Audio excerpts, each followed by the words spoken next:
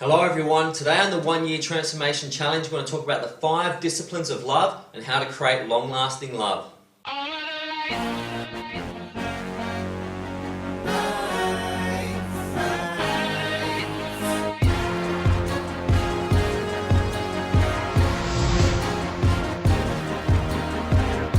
Hello everyone, as promised in the intro we're going to go through the 5 disciplines of love and how to sustain and manage the love in your life. We all know love is incredibly important. It's the real juice of life.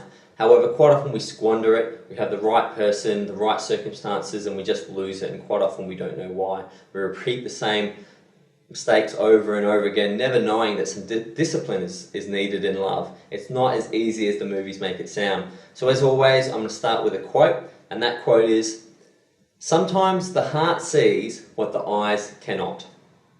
I'll say that again. Sometimes the heart sees what the eyes cannot. By H. Jackson.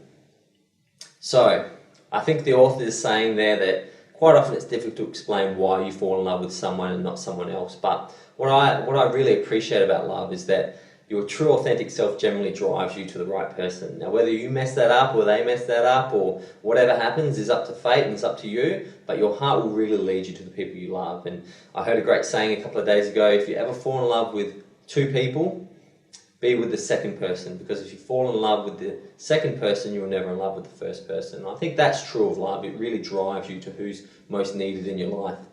So in my coaching practice, generally when I talk about anything to my clients to do with career or spirituality, love comes up. It's incredibly important. If you're not finding love in life, you can quite often find destructive paths and how to get it. And when I talk to people in my coaching practice about drug addiction or bad relationships, it's just a vehicle to find love. It's just an inappropriate vehicle, and quite often all I need to do is put them back on track on a better vehicle to find love than that current one. So it's incredibly popular. I'm glad to talk about this today. I've talked about this to many coaching clients and I'm happy to share it during the 1 Year Transformation Challenge. So in my life I've been in love with a few people, and those people who I've been in love with, I've stuffed up, generally. Now that I'm a different person, I understand love. I find love very easy and very easy to maintain, but I was not perfect, especially in my early years.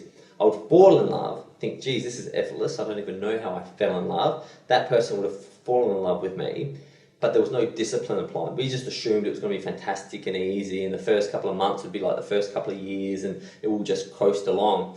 Now that I understand discipline, and I appreciate love so much, the 5 principles I'm about to talk to you about during this video are what I apply to every single love of my life. Now, some people will have more than one love of their life, some people will only have one, but irrespective of that, whether you're in a long-term relationship that's suffering or you're just starting a new relationship, you can apply these 5 disciplines at any time to rekindle your love for that individual. So that discipline starts with unconditional compassion and love. So the first discipline is unconditional compassion and love. Now, if you love someone, you need to love their entire being. You can't love the fact that they're really nice to you and great in bed, but they're really sloppy, and you don't love that part of them. Embracing love is really important, because what quite often happens in relationships is at the start of the relationship, we focus on what's great about the partner, but towards the end of the relationship, we can only focus on what's bad about the partner. However, if you have an overall view of love for that individual as a flawed angel, which we all are, we're all flawed at some level, you can deal with some of the issues that are going to come up, and they're going to come up.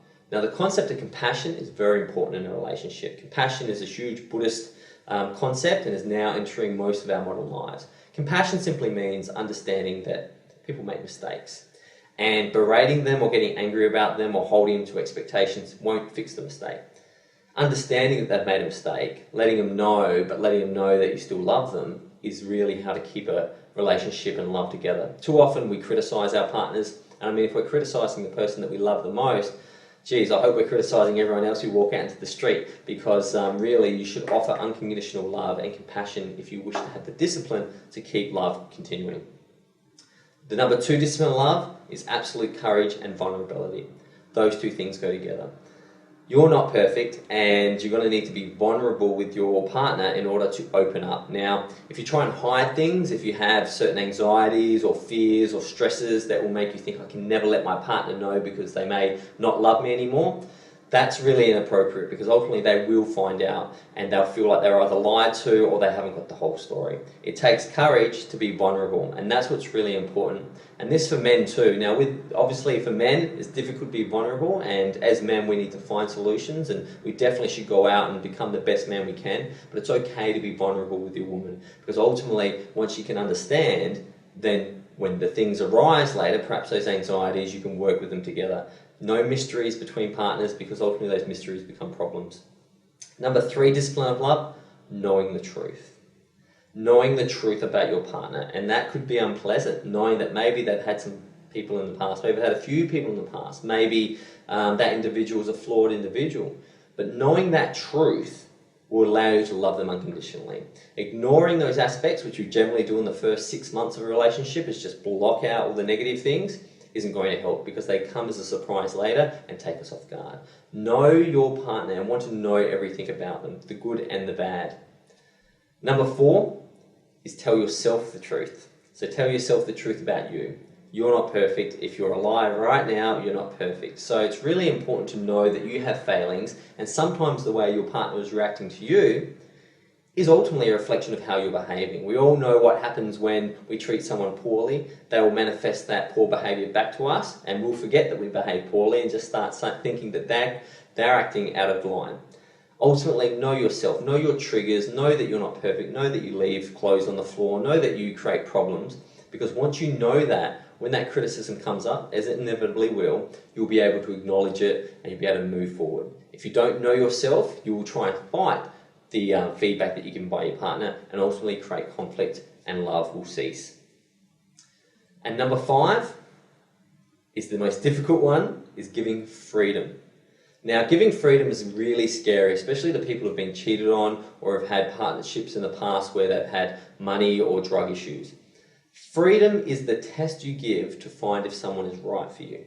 If you can't give someone freedom, then you should leave the relationship immediately, because ultimately that will eat away like a cancer at the relationship and you'll never be fulfilled. If someone's going to do something stupid, for example, cheat on you or do something that you've both agreed that won't happen, they will do it. Now, if you try and repress it, they'll probably just do it in secret, but if you give them freedom, you'll be able to talk about it, and if you find out, and if it's not for you, you can part ways. I see too many relationships with no freedom, and ultimately human beings crave freedom. And if they don't get freedom, it's at the heart. I mean, the American War of Independence, everything is about freedom, you know. Watch the movie Braveheart, people willing to die for the concept of freedom. So give freedom, because if they do go out and betray you or do the wrong thing, you will then know, understand, and be able to find the right person. If you don't give them freedom, you may be stuck in a relationship for years and years and years, where Mr. Right or Mrs. Right could be right around the corner, but you'll never know because you're stuck in a controlling relationship. This is particularly important for guys. I see quite often there's controlling relationship with guys. It's a massive sign of insecurity. If you cannot give freedom to your partner, then ultimately what you're really saying is, I don't think I'm good enough to keep you. And I see this quite often where guys will, really get onto their partner if they talk to someone, or really, sort of stop them from living their dreams, because they just get very, very anxious about who they are. Now that anxiety kills a relationship, kills love. And same with women. If you are anxious about your partner going out with the guys, you must give them freedom, because ultimately that's the only way they can prove you wrong and prove that they're the right bloke for you. So love requires discipline, and at its heart we all understand that love is really what we're all searching for. In fact, I tell everyone that no matter what they bring to me in my coaching practice, it's a vehicle for them to find love, whether it's significance or whether it's partnership or certainty or uncertainty. Ultimately it's a vehicle for love. And if you think love's important, it's important to apply discipline to it. We're all disciplined when we drive our car, we're all disciplined when we go to work, yet at our heart we know that love is far above all those different concepts. So to apply just small amounts of discipline, you can really maintain love and continue it. Because I bet for all of us, we've all met someone special and unfortunately that relationship is dissolved, but if we would apply these principles of love, we may have kept it going and we may be in a different position right now. So apply these principles of love. I wish you huge success. Love is a great thing to talk about, and we should never be shy about it. And I can't wait to see you for tomorrow's video on the 1 year life transformation. Goodbye.